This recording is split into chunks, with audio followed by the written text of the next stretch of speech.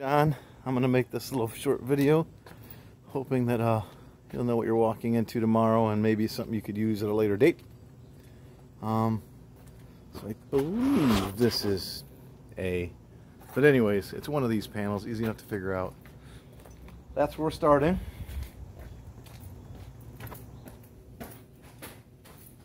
This here's the meter box. It needs to go.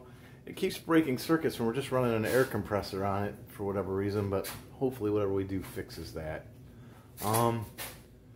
It's a light there. Oh, so everything is ran through the ceiling like everything else. These go over to the other apartments and whatnot. Light up there. But so there's crawl space to run things through up here. So yeah, I don't know whether, assuming everything drops down from the ceiling for all this. This comes over here. A couple of light switches that may or may not have to be there. I don't know. In this day and age, pull switches and lamps are great. Easy enough to go about. Ceilings are so low, a ceiling fan with blades really seems dangerous, especially as people get taller than. But there are lights, and I'll explain to that why that's a problem. And then this is the main wall that I'm definitely gonna need your help with. The other stuff maybe I can handle on my own. I don't know. But this here is there's the front door. A laundry box there. We need 240, which is there. It seems to drop down from up here. I opened up this whole ceiling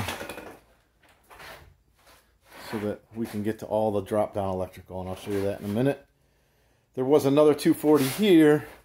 That was where the stove was at, but the vent for the stove was ventless, and it was about chest high, a little higher.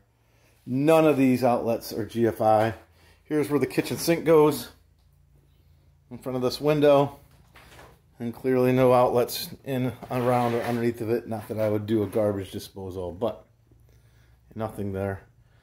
Maybe a dishwasher at some point, who knows, but I don't think so. On-off switches for a light that goes up to there. This light, as everything else my dad always uses as junction boxes, comes down and feeds one of these two lights. Why there's two separate instead of, I don't know. Another light. Dad built this whole place himself, so he could have put any of this stuff anywhere and chose what he did. So the other stuff I can blame on here. I want a 240 line over in this corner somewhere so that I can put a stove here. We're going to vent it out there and put that. You can see a small cabinet was there, so we're going to hang it from that small cabinet that when we put it back.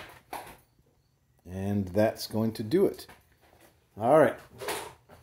Under 5 minutes, waste of your time. Oh, yeah.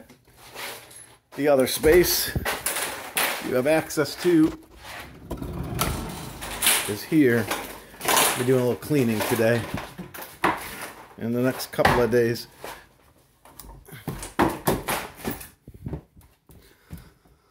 Clearly a light up here. That seems to be a doorbell. Again, my plumbing. Now the problem will ultimately be when it comes to getting down there, and the reason why I took the ceiling out, as you can see, it quickly narrows. And it would be, even my buddy Joe Mike ain't that small. But I'm hoping the fact that you can just put your hand up there and with a grabber or with a fish tape or whatever, you can end up feeding it back to a helper that's over here. I lifted up this piece of, it has it all nailed here for whatever reason. He never nails plywood down anywhere else, but chose to do it here. I did lift one up, which seemed to be where some of the electrical is run through. Yeah, I know it's quick, but that's the overview.